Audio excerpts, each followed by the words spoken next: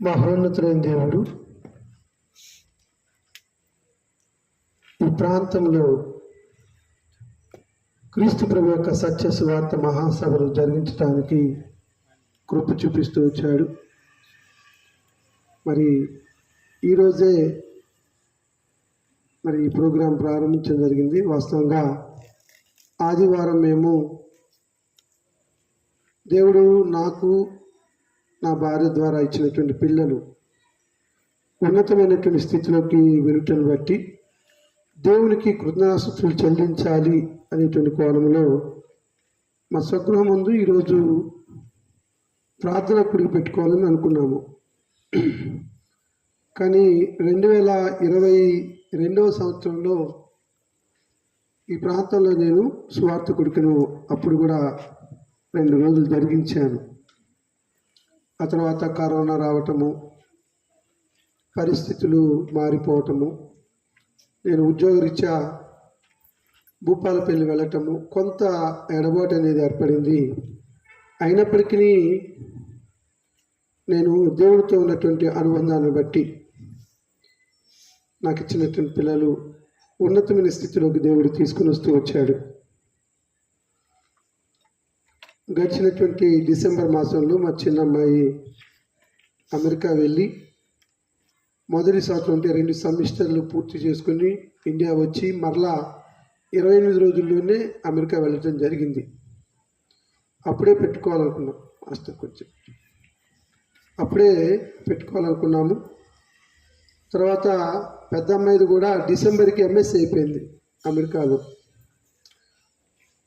తర్వాత బాబు 3rd year చదువుతున్నాడు. First సెమిస్టర్లో 85% వచ్చింది. ఇన్ని రకాల మేళ్ళు ఒకదానొకటి చేస్తున్నటువంటి దేవదేవునికి నేనేమి చెల్లించాలి అని ఆలోచన చేస్తూ ఈ కృతజ్ఞత కూడికను తెల్లవారుజామున 3 గంటలకు సువార్త కూడిక మార్చాను. ఎవరికి చెప్పలేదు, నేను సంఘస్థులకు కూడా, నా భార్యకు కూడా చెప్పలేదు. కొంతమందికైనా సరే సత్యాన్ని ప్రకటించాలి అనేటువంటిది ఆశ. వెంటనే నాకు తెలిసినటువంటి కొంతమందితో నేను మాట్లాడినప్పుడు, అంత సడన్గా స్వార్థ అంటే చేయగలవా అని అన్నారు. చేసేది నేను కాదండి, నేను ఎవరి మీద అయితే ఆధారపడ్డానో ఆయన చేయిస్తాడు అని చెప్పి ఈ కృతజ్ఞత కూడికను 3 రోజులు మహాసభలుగా మార్చడానికి దేవుని అనుమతి ద్వారా మీ ముందుంచాను. అయితే మేము ఖమ్మంపట్నంలో జహీర్పుర, శాంతినగరు, అలానే ఈ ప్రాంతము, గొల్లగూడెం ప్రాంతంలో కూడా ప్రభు సంఘాలు నడుస్తూ ఉన్నాయి. ఇవి మాత్రమే కాదు, నన్ను క్రీస్తు ప్రభు యొక్క సంఘంలో తీసుకొచ్చినటువంటి నాకు పిల్లలిచ్చిన మామగారు కూడా, వారి సంఘాలు సుమారు 8 ఉన్నాయి నందిగామ చుట్టుపక్కల. వాటన్నిటినీ బలోపేతం చేయాలనే ఉద్దేశం చేత ఈ మధ్యకాలంలో సుమారు ఒక జనవరి నుంచి అలుపెరగకుండా పనిచేస్తూ ఉన్నాను. తెలంగాణ రాష్ట్రంలో తెలంగాణ బైబిల్ స్కూల్ అని 7 చోట్ల ప్రారంభించాము. నా ఉద్దేశం ఏంటంటే, దేవుడు నాకు ఇచ్చినటువంటి ఆరోగ్యం కావచ్చు, ఆయుష్ కావచ్చు, నా తలంపు ఏంటి అని అంటే, ఖచ్చితంగా కొంతమందినైనా సరే స్వర్గానికి తీసుకువెళ్ళాలి లేదా పరలోకానికి తీసుకువెళ్ళాలన్న ఆశ. అది ఎలాగూ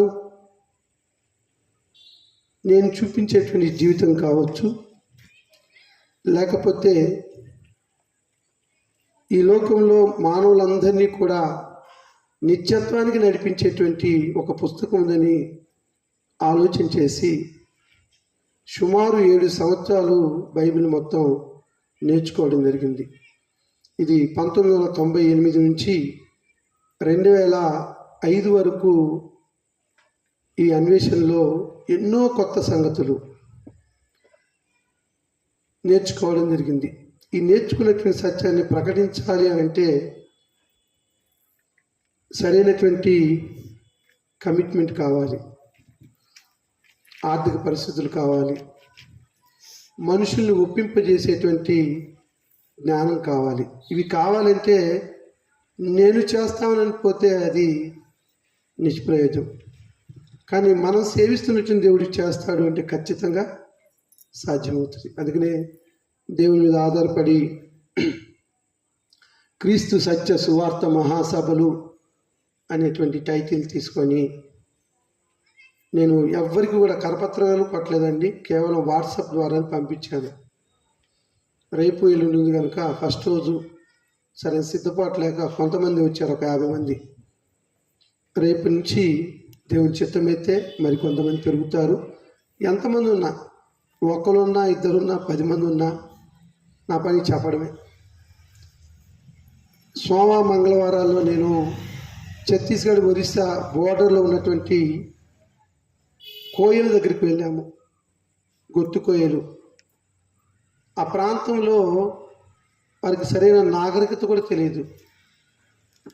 గోసు పెట్టుకున్నారు, చీరైతే మొత్తం చుట్టుకున్నారు. వారి వేషధారణ వేరు, వారి భాష వేరు. కానీ వారు నమ్మినటువంటి దేవుళ్ళని దేవతల్ని వారు అనుసరిస్తూ ఉన్నారు. అలాంటి వారు కూడా దేవుని యొక్క సృష్టినా అవండి. ఈ భూమి మీద ఉన్నటువంటి 800 కోట్ల ప్రజలందరూ కూడా ఒకరి నుంచి వచ్చారు అంటే ఏమాత్రం అతిశయోక్తి కాదు. దేవుని గ్రంథం ఇలా తెలియజేస్తూ ఉంది, ఒకరి నుండి ప్రతి జాతి మనుషులను సృష్టించినటువంటి దేవుడు. ఆ దేవుని యొక్క ఆలోచన ఏంటి? ఎందుకు మానవుల్ని దేవుని స్వరూపమును సృష్టించాడు? సృష్టించబడినటువంటి మానవుడు ఎందుకొరకు దేవునికి దూరమైపోతూ ఉన్నాడు? మరలా దూరమైనటువంటి మానవుని తన దగ్గరికి ఎలా రప్పించాలి అనేటువంటిదే దేవుని యొక్క రక్షణ సంకల్పం. సహోదరులు, వినోద్ గారు చాలా అద్భుతంగా మానవుని గురించి సత్యాన్ని కొంతవరకు మీరు బయలుపాటు చేశారు. మేము వీటిని కొన్ని పాఠాలుగా విభజించుకొని బోధించాలని ఆశపడుతూ ఉన్నాను. సహోదరులకు చెప్పిన దాని ప్రకారము మానవుడు ఎట్లు సృజించబడ్డాడు అనేటువంటి విషయాన్ని చూశాము.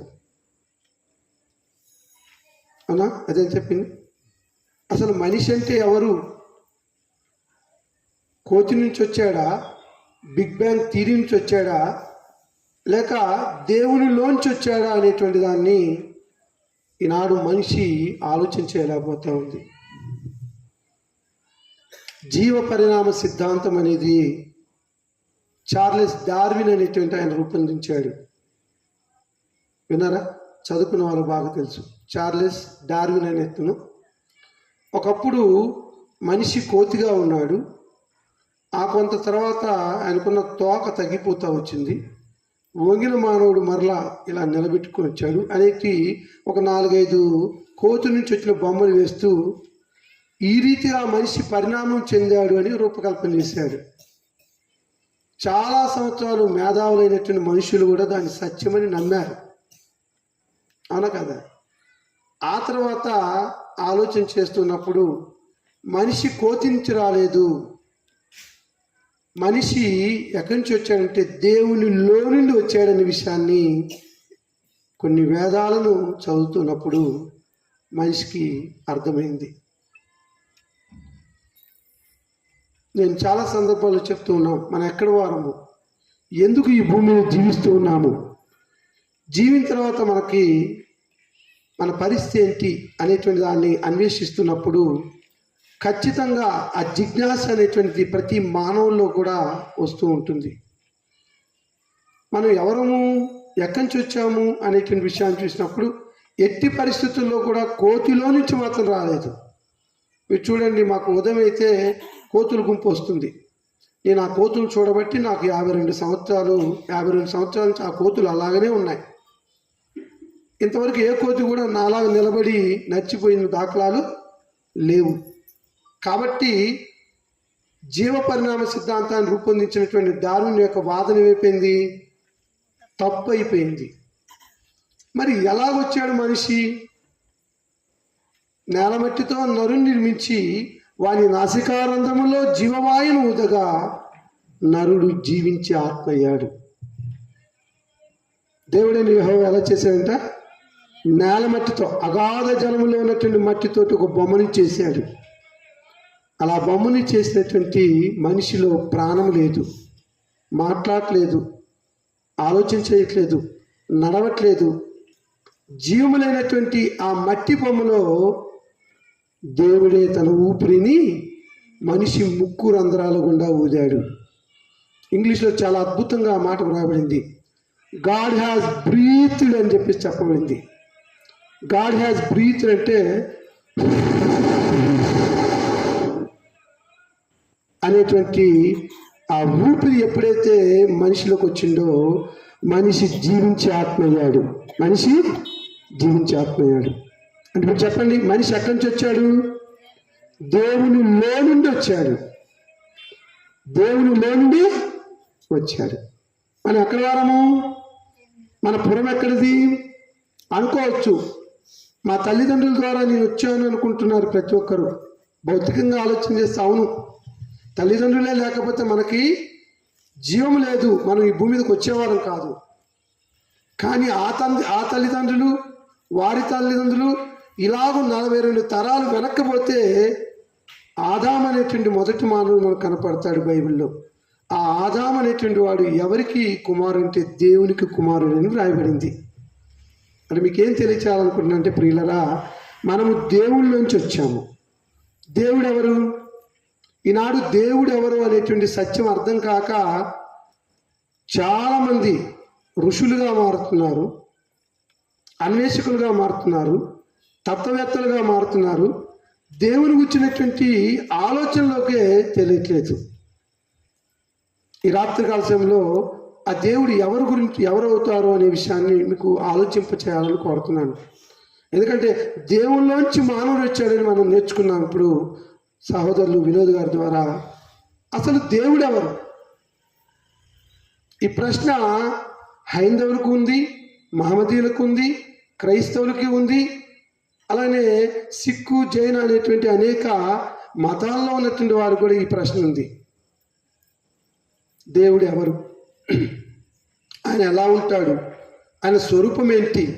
ఎవరిని దేవునిగా మనం కలిగి ఉండాలి అని ఆలోచన చేస్తున్నప్పుడు నన్ను బాగా ఆలోచింపజేసినటువంటి ప్రశ్న అది. నేను ఒక హైందవ కుటుంబంలో పుట్టినప్పుడు నా తల్లిదండ్రులు, మా అమ్మగారి పేరు రాంబాయమ్మ, తండ్రి పేరు సాల్మన్. నానేమో సంవత్సరానికి ఒకసారి చర్చికి వెళ్తారు క్రిస్టమస్కి. అమ్మేమో మనకున్నటువంటి దేవుళ్ళందరూ ఉన్నారు కదా, మా ఇంట్లో ఈ చివరి ఆ చివరి వరకు అందరి దేవతలు దేవుళ్ళ పటాలు ఉండే. అందులో మా నాన్న ఇష్టపడి యేసు రూపం మూడిండేది. అందరికీ పూజ చేసేది. ఉదయం లేచి చక్కగా స్నానం చేసి మడిగట్టుకొని గంట కొడుతూ ప్రతి దేవునికి కూడా పూజ చేస్తూ నైవేద్యం అర్పించిన తల్లి. నేను పుట్టగానే నన్ను తిరుపతి తీసుకెళ్లారు, నీలాలు అర్పించారు. నా పేరు శ్రీనివాసరావు అని పెట్టారు. మా ఇంట్లో అందరి పేర్లు అంతే. నేను ఎందుకు ఈ విషయం చెప్తుంటే, ఒక హైందవ కుటుంబం నుంచి వచ్చినటువంటి నేను దేవుడు ఎవరనేటువంటి ఆ సత్యాన్వేషణ నేను చేస్తూ ఉన్నప్పుడు, మీకు తెలుసో లేదో, నా బ్రతుకంతా అన్వేషణే. హైందవ వేదాలను చదివాను, ఇది రామాయణం చదివాను, మహాభారతం చదివాను, భాగవతం చదివాను. అవి సంస్కృతంలో రాయబడ్డాయి. ఆ శ్లోకాల్లో ఉన్నటువంటి విషయాలు కూడా అవకాశాలు పెట్టాను. చాలా విషయాలు నేను చదువుతున్నప్పుడు కొన్ని సంస్కృతంలో ఉన్నటువంటి ఆ యొక్క శ్లోకాలు కూడా నేను బట్టి పట్టడం నేర్చుకున్నాను. ఎందుకంటే ఒక హైందవుగా కనీసం మనకు పరిజ్ఞానం లేకపోతే ఎలాగ? పెళ్లి మంత్రాలు మీకు వచ్చలేదో, నేను పెళ్లి మంత్రాలు చదువుతాను. మాంగళ్యం తంటునా మీన మమ జీవన హేతు కంటే భద్రామి సుమకేశు. అంటే నా స్నేహితులతో వెళ్ళినప్పుడు ఆ అయ్యగారు యవనస్తులో ఉన్నటువంటి స్త్రీ పురుషుని జతపరిచేటప్పుడు చదివేటువంటి శ్లోకం. దాని అర్థం ఏంటో తెలియదు, కానీ చదివేశాను. అంత మాత్రమే కాదు, వేదాల్లో ఉన్నటువంటి అనేకమైనటువంటి సంఘటనలు నేను అవకాశం పెట్టడం జరిగింది. తెలుసమ్మా మీ వేదాలు? ఋగ్వేదమని, సామవేదమని, యజుర్వేదమని, అధర్మ వేదమని 4 వేదాలు ఉన్నాయి. ఆ వేదాల్లో ఉన్నటువంటి విషయాలు కూడా నేను చదివాను. అతి ప్రాచీనమైనటువంటి ఋగ్వేదంలో కొన్ని శ్లోకాలని సంస్కృతంలో వాటిని నేను అవకాశం పట్టడం జరిగింది. అది చదువుతూ ఉన్నప్పుడు నాకు 4 సంగతులు అర్థమయ్యాయి. ఆ వేదాల్లో కూడా మన రక్షణకు కారకుడైనటువంటి దేవుని వేదాలు పరిచయం చేస్తూ వచ్చాయి. చదివిన వాళ్ళకి ఏమర్థమైందో కానీ నేను చదువుతున్నప్పుడు బ్రహ్మాచస్య పంచగాయాలచ, ఒక 5 గుణాలు కలిగిన వాడు దేవుడు అంటానికి చెప్తున్నాను నేను. బ్రహ్మంలోంచి అంటే బ్రహ్మలోంచి పుట్టినటువంటి వాడు మనుషుల్ని రక్షిస్తాడని చెప్పబడతా ఉంది. 5 గాయాలైనటువంటి వాడు పంచగాయాంశ అంటే 5 గాయాలైన వాడు మానవుని రక్షిస్తాడని ఉంది. ఇంకా పరిశుద్ధుడైన వాడు నపుణ్యో దాన ధర్మస్య నకర్మస్య పుణ్యం భవేత్, నపుణ్యో దాన ధర్మస్య నపుణ్యో నహి నహి అని ఒక శ్లోకం ఉంది. అంటే నాకు కరెక్ట్గా అంత పర్ఫెక్ట్ రాలేదు కానీ చాలా రోజులు గుర్తుంచుకున్నాను. ఒక మనుషుని యొక్క పాపం పోవాలంటే, సామవేదంలో ఉందండి ఇది, ఒక మనుషుని యొక్క పాపం పోవాలంటే పరమాత్ముని యొక్క కుమారుడే తన పరిశుద్ధమైన రక్తాన్ని చిందిస్తే ఆ వ్యక్తి యొక్క పాపం పోతుంది అని చెప్పబడతా వచ్చింది. ఇవన్నీ కూడా సామవేదంలో, ఋగ్వేదంలో, వేదాల్లో వ్రాయబడినవి. అప్పుడు నాకు అర్థం కాలేదు కానీ నా వయసు పెరుగుతూ ఉన్నప్పుడు, దేవుని గురించినటువంటి అన్వేషణ చేస్తూ ఉన్నప్పుడు నేను వేదాల్లో కనుగొన్నటువంటి దేవుడు కూడా బైబిల్లో ఉన్నాడని అర్థమైంది. ఆయన కన్యకు పుడతారు అనేటువంటి విషయాన్ని కూడా తెలియజేశాడు. ఆయన ఎవరికంటే కన్యకు పుడతారు అనేటువంటి విషయము, ఆయన పరమాత్ముడు అవుతాడు అనేటువంటి విషయము, మనల్ని పాపంలో ఉండి పాప మరణాల ద్వారా ఆ పరలోకానికి వెళ్ళలేనటువంటి క్రమంలో వేదంలో చెప్పబడినటువంటి మాట, పాపోహం పాప కర్మాణం పాప సంభవామి, నేను పాపిని, పాపకార్యాలు చేస్తున్నాను, పాపంలోనే చనిపోతున్నానని సామవేదంలో రాయబడింది. ఒక పరమాత్ముని యొక్క రక్తం చిందించబడాలనేటువంటి శ్లోకం కూడా చదివాను సామవేదంలో.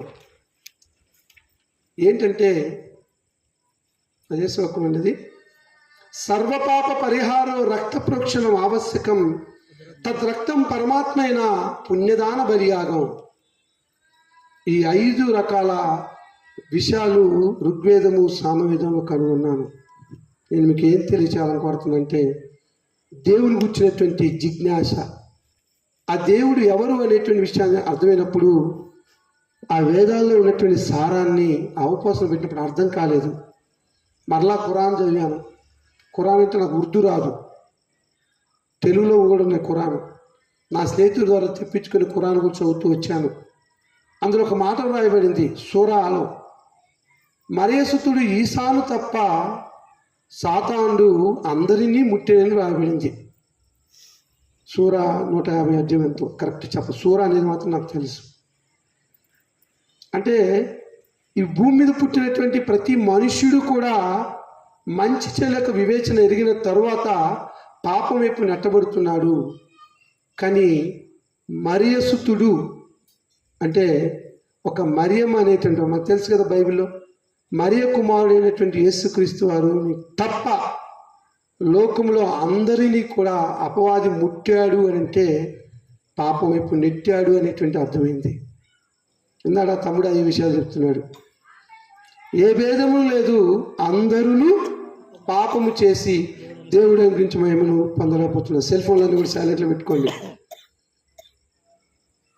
ఏ భేదం లేదు, నల్లవాడని తెల్లవాడని, లేకపోతే ఆ భారతదేశం వాడనో అమెరికా వాడనో ఇంకేదైనా సరే, మంచి చెడులకు వివేచన ఎరిగినటువంటి ప్రతి ఒక్కరిని కూడా అపవాది ముడుతూనే ఉంది ప్రియులరా. అంటే పాపం వైపు నెట్టబడుతూనే ఉంది. కొంతమంది అంటున్నారు మేము జన్మతః పాపులం అంటున్నారు. జన్మతః ఎవరు కూడా పాపులు కారు. కొంతమందికి బైబిల్ అర్థం కాకో, గ్రంథాలు అర్థం కాకో, వేదాలు అర్థం కాకో పుట్టిన మనందరం కూడా పాపులమైన యోచన చేస్తున్నారు. ఖచ్చితంగా కాదు. నేను ఎందుకు కాదని చెప్పగలనంటే దేవుడు మనల్ని ఎలా సృష్టించాడు? ఆదికాండం 1:26 దేవుడు మన స్వరూపమందు మన పోలిక చొప్పున నరులను సృజించాను అన్నాడు.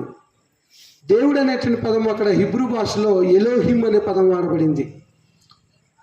ఎలోహిం అనేటువంటి పదంలో ప్లూరాలిటీ, బహుళత్వం ఉంది. అక్కడ తండ్రి దేవుడు ఉన్నాడు, కుమారుడైన దేవుడు ఉన్నాడు, పరిశుద్ధాత్మ దేవుడు ఉన్నాడు. ఈ ముగ్గురు కలిసి మన స్వరూపమందు మన పోలిక చొప్పున నరులను చేయుదుము అన్నాడు. ఆ దేవుడు అనే పదము హిబ్రూ భాష తెలిసిన వారికి అర్థమైంది. మన మన మన ఒకవేళ అక్కడ ఒక్కడే ఉంటే నా స్వరూపమందు నా పోలిక చొప్పున నరులను చేస్తాను అనేవాడు. మనం గ్రంథాలు చదివేటప్పుడు ఖచ్చితంగా తెలుగు వాళ్ళం కాబట్టి తెలుగు వ్యాకరణం కూడా మనకు తెలియాలి. మన అనేది ఎవరికి ఉపయోగించబడుతుంది, నా అనేది ఎవరికి ఉపయోగించబడుతుంది అని చూడాలి. అంటే దేవుడు నరుల్ని ఎలా సృష్టించాడు? నెలమట్టు చెప్పాడు కదా, యథార్థంగా సృష్టించాడు.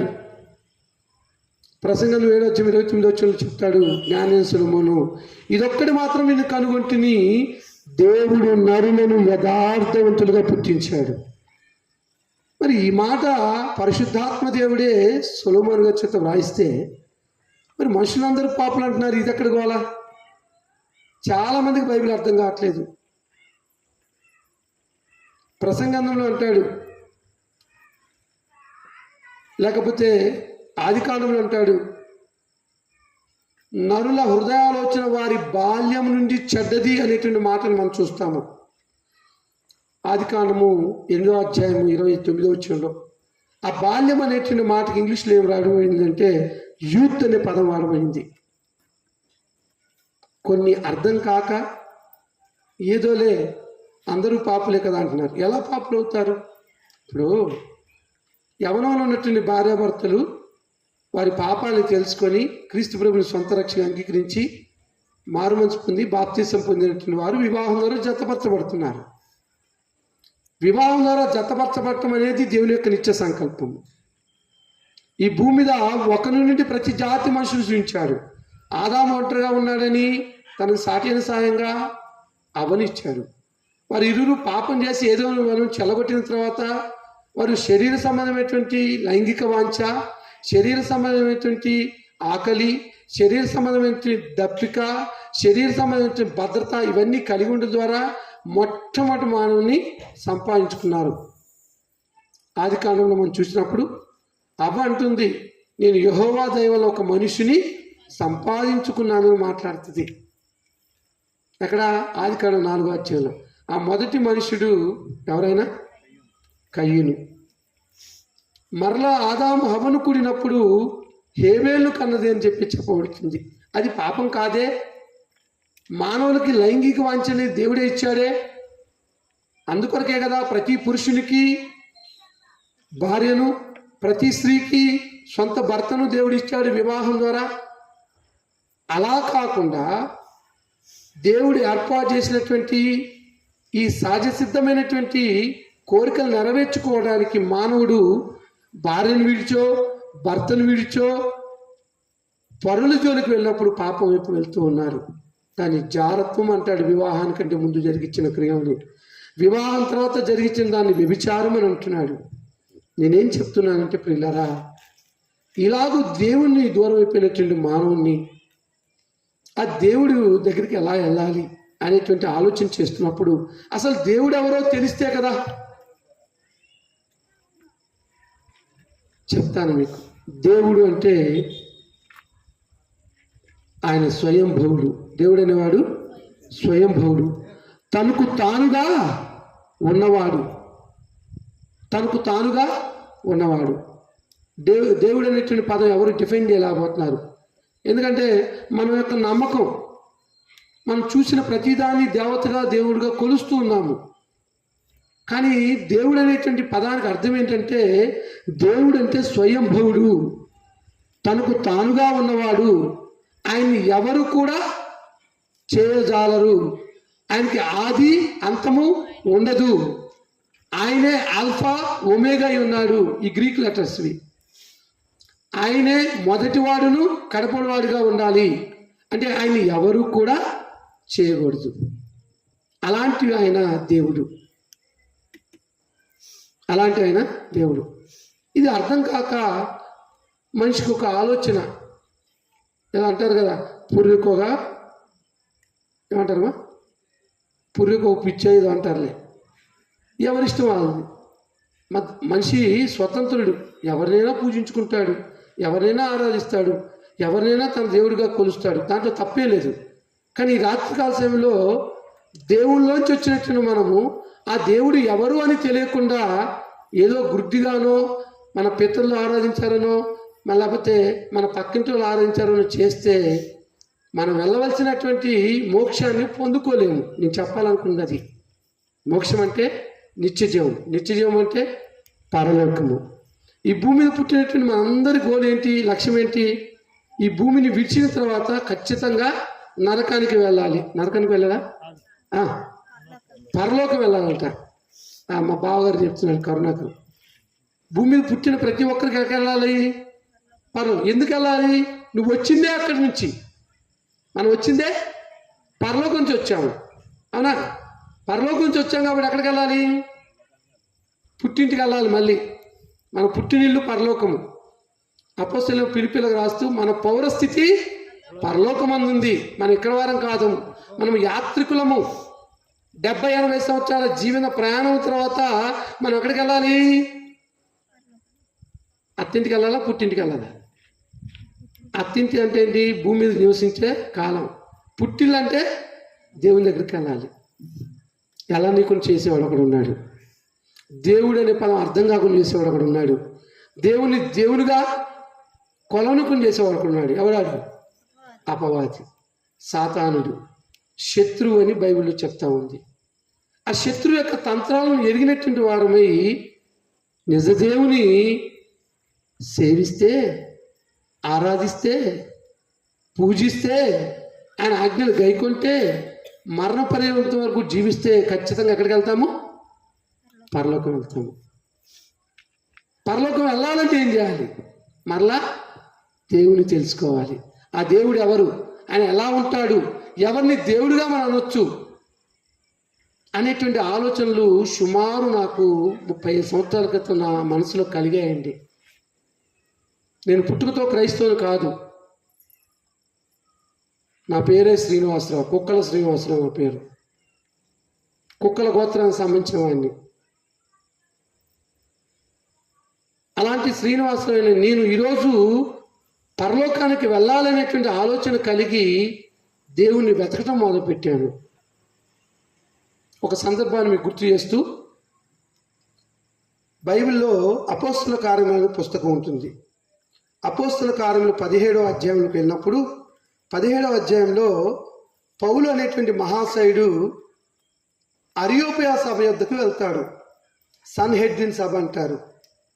యూదులు కూడుకునేటువంటి సమాజ మందిరాలు, సునగోగులు అంటారు.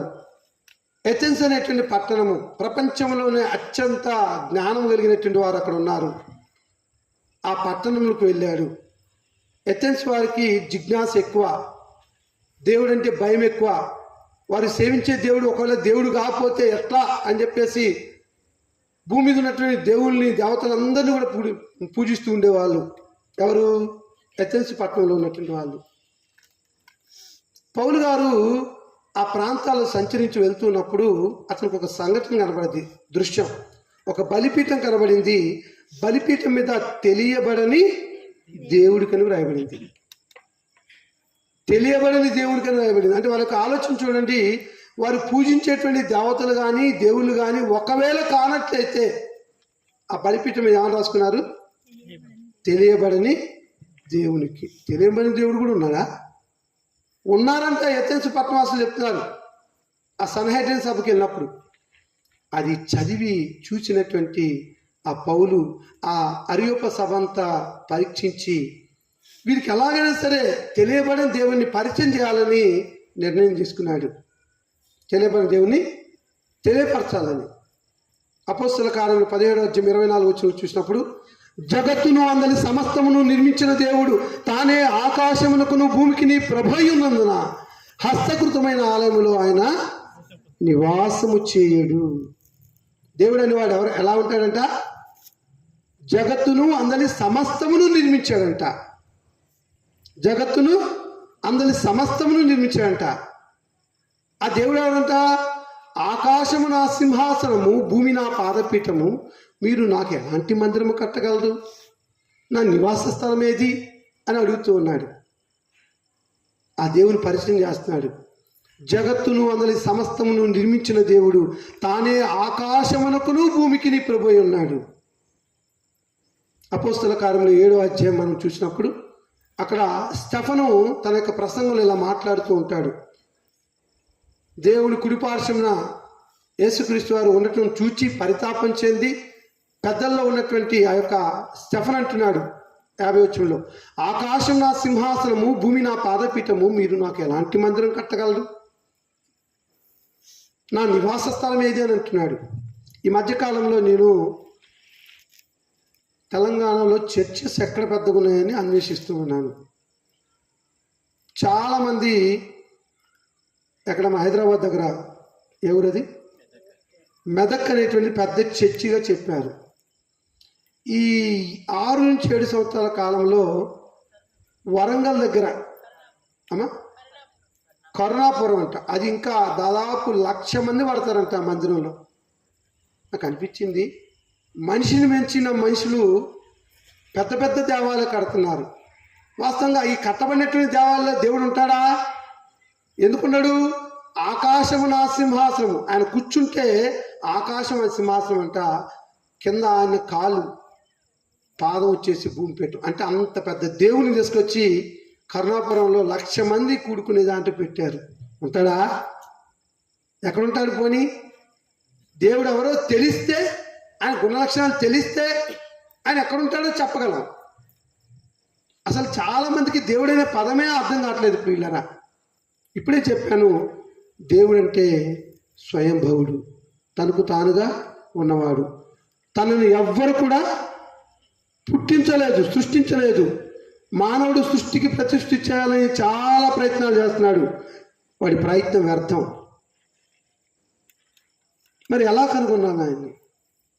పౌలు గారేమో పరితాపం చెంది ఆయన అందరికీ ఊపిరిని జీవమును ఇచ్చాడు అని చెప్పేసి మాట్లాడుతున్నాడు అరియోప సభలో. ఆయన ఎలా కనుక్కోవాలి? ఉదాహరణకు నేను చెప్తాను. ఇప్పుడు నన్ను ఎవరైనా సరే గుర్తించాలనుకోండి, ఎలా గుర్తిస్తారు? ఎలా గుర్తిస్తారమ్మా? మంచిగా 5 అడుగుల 10 అంగుళాల ఎత్తు, నీలమేఘ ఛాయుడు అనొచ్చా? అందులోనేగా అనొచ్చు, తప్పేం లేదు. ఇంకేం చెప్తారు? ఈ శ్రీరామ్ నగర్లో రోడ్ నెంబర్ 9లో అలానా G+2 ఇంట్లో ఉంటాడు. ఇవన్నీ చెప్తూ ఉంటే ఇంకా స్ట్రైక్ గల కొంతమందికి. మీకు తెలుసా, ఆయన మన్నమర్లో గవర్నమెంట్ జూనియర్ కాలేజ్ ప్రిన్సిపల్ అంటే, ఓ ఆయన అండి మాకు తెలుసు, ఆయన కుక్కల శ్రీనివాసరావు అంటారా లేదా? అంటే నన్ను గుర్తించాలంటే కొన్ని లక్షణాలు చెప్తేనే గుర్తిస్తారు. ఇప్పుడు అక్కడ రెడ్డి గారు ఉన్నారు, మీ పేరేంటి? శ్రీనివాస రెడ్డి గారు. శ్రీనివాస రెడ్డి గారు అంటే ఎలా గుర్తిస్తాము? ఆయన కూడా మంచి మేలిమి ఛాయ్ అంటాం లేదు, ఎర్రగున్నాడు ఆయన. 5 అడుగుల 9 ఇంచులు ఉంటారు. ఆయన కాంట్రాక్ట్ వర్క్ అదే కదండి, ఇల్లు నిర్మాణం చేస్తారు, బిల్డర్గా చేస్తారు. ఓహో, ఇవన్నీ చెప్తా ఉంటే ఆయన అండి మాకేం తెలీదు, ఆయన ఈ 2-3 బజార్లు అనుకుంటాడు ఆయన శ్రీనివాసరెడ్డి గారు కదా అని అంటారు. అంటే మనుషులను కూడా గుర్తించాలని కొన్ని లక్షణాలు ఉన్నాయి. అంతెందుకు, చాలామంది మీరు మెల్ల వేసుకున్నారు బంగారం, మీరు వేసుకున్నది బంగారం అని ఎలా గుర్తించగలరు? ఎలా గుర్తిస్తారండి? నిజంగా మెరుస్తూ ఉంటే బంగారం అంటారా? మెరిసేదంతా బంగారం కాదు. ఈ మధ్య గిల్టు బంగారాలు కూడా వచ్చాయి. బంగారం 1,40,000 అయిపోయింది. చాలామంది వెళ్తున్నారు రూపాయి బంగారం ఏదో ఎంతో బంగారం అని చెప్పేసి తక్కువ 1,000 2,000 కొనుక్కొని మెల్ల తీసుకుంటున్నారు. ఎలా గుర్తిస్తాం బంగారం బంగారం అని? దానికి ఒక ప్రామాణికం ఉంటుంది. ఆ ప్రామాణికం ఏంటంటే గీటు రాయి. మీకున్న బంగారాన్ని తీసుకుని ఆ గీటు రాయికి ఇలా రుత్తా ఉంటే ఆ కంసాలయం చెప్తాడు, ఇది మేలిమి బంగారము, ఇది 24 క్యారెట్లు. 24 ఉండే ఎప్పుడు కూడా 24 దిక్కు ఇరిగిపోతాయి. దాంట్లో కొంచెము మిళితం అవుతుంది రాగి అని, ఇంకా కొన్ని లోహాలు కలుగుతాయి. 22 క్యారెట్లు. దాన్ని బట్టి అంటే గీటు రాయిని బట్టి అది బంగారం గుర్తిస్తారు. మరి దేవుణ్ణి ఎలా గుర్తించాలి? మీకు అర్థమవుతుందా? దేవుని ఎలా గుర్తించాలి? ఎలా గుర్తిస్తే ఆయన దేవుడు అవుతాడు? ఈ రాత్రి ఇదే మనం చూద్దాం. ఎందుకంటే మానవుడికి వచ్చినటువంటి రక్షణ ప్రణాళికలో బాబరే వినండ్రా, మానవుడికి వచ్చినటువంటి రక్షణ ప్రణాళికలో మానవుడు రక్షించబడటానికి దేవుడు కారకుడు. ఆ దేవుడు ఎవరో తెలిస్తే కదా ఆ దేవుని మనం పూజించేది, అవునా కదా? కాబట్టి అసలు దేవుడు ఎవరో తెలియాలి మనకి. దేవుడు తెలియాలంటే అపోస్తలుడైన పౌలు రోమీయులకు రాస్తూ 1వ అధ్యాయం 20వ వచనంలో తెలియజేస్తున్నాడు.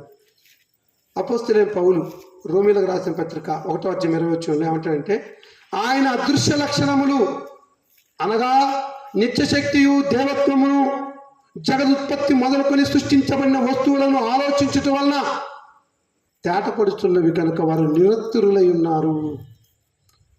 దేవుడు ఎవరో తెలియాలంటే ఆయన అదృశ్య లక్షణాలు తెలియాలి. అదృశ్యాలు ఏంటంటే నిత్య శక్తికి సంబంధించినవి, ఇటర్నల్ పవర్. నేను చెప్పేటువంటి లక్షణాలు ఉంటే ఆయన దేవుడు. అది ఎవరైనా సరే అర్థం చేసుకోవాలి. ఉదాహరణకి దేవునికి ఉన్నటువంటి మొట్టమొదటి నిత్యశక్తికి సంబంధించిన లక్షణం ఏంటంటే దేవుడు సర్వశక్తిమంతుడు. ద గాడ్ ఈజ్ ఓమ్నిపోటెంట్ అంటాడు. ఓమ్నిపోటెంట్. దేవుడు సర్వశక్తిమంతుడు. దేవుడికి అసాధ్యమైనది ఏది లేదు. దేవుడు సర్వశక్తిమంతుడు అనే గుణం కలిగి ఉన్నవారు ఎవరైనా సరే దేవుడే. మీ ఇష్టం, మీ విచక్షణకు వదిలేస్తున్నాను. మీరు సేవించే దేవుడు సర్వశక్తిమంతుడై ఉండాలి. అంటే ఆయనకు అసాధ్యమైంది అయి ఉండకూడదు. అసాధ్యమైంది ఏది కూడా కాదు. ఇప్పుడు నేనున్నాను, నాకు కొంత పరిధి ఉంది. ఒక 100 కేజీలు బరువు మోయాలంటే మీరు ఎత్తితే మోస్తాను.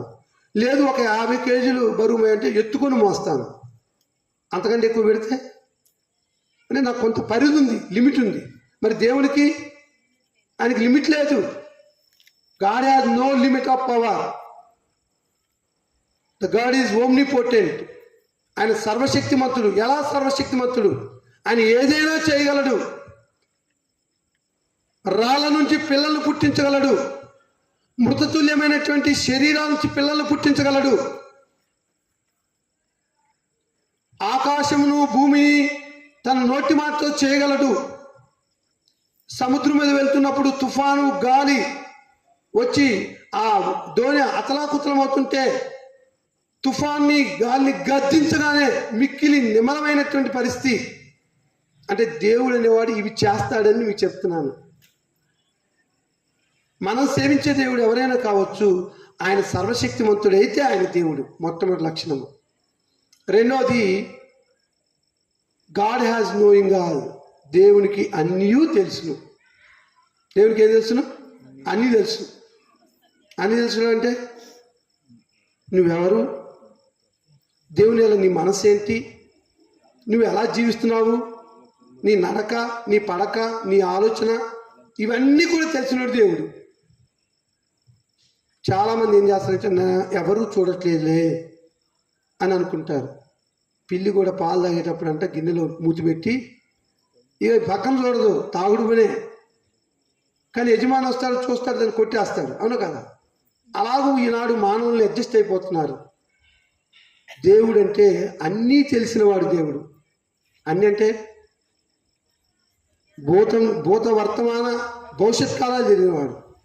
అంటే ప్రజెంట్, పాస్ట్, ఫ్యూచర్, జరుగుతున్నది, జరిగింది, జరగబోయేది కూడా తెలిసినవాడు దేవుడు.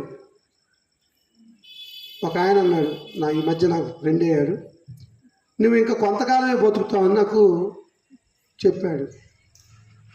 ఎందుకనండి అంటే, అంతే, నాకు దేవుడు చెప్పి నువ్వు కొంతకాలం బతుకుతా అన్నాడు. నేనన్నాను, నువ్వు దేవుడివా మనిషివా? నువ్వు ఇంటికి వెళ్తావు, సరిగ్గా వెళ్తావా వెళ్ళగల చెప్పగలవా అన్నాను.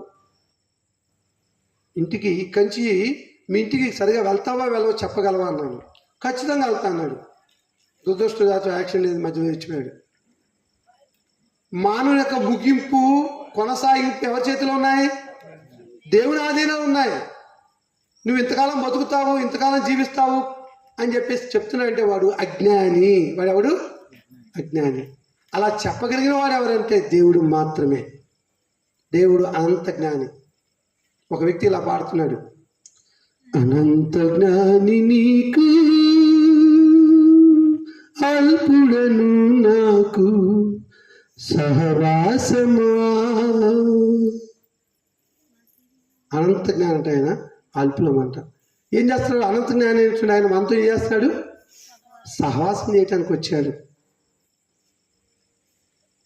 మరి ఆయన ఎవరో తెలుసుకోవాలి. నువ్వు కూర్చుండుట, నువ్వు లేచుట, నువ్వు పడుకొనుట ఆయనకు మాత్రమే తెలుసు. ఆయన ఎవరో దేవుడు అనేది చూడాలి. అంటే దేవునికి అన్నీ తెలుసును. సర్వజ్ఞుడు అనే పదం వాడతాడు పరిభాషలో. తర్వాత దేవుడు అనే వాడికి ఉన్న మరొక గుణం ఏంటంటే సర్వాంతర్యామి. ఇందుగలడు అందులేడని సందేహములదు, ఎన్నెందు ఉన్నను అన్నందు ఉన్నాడంట.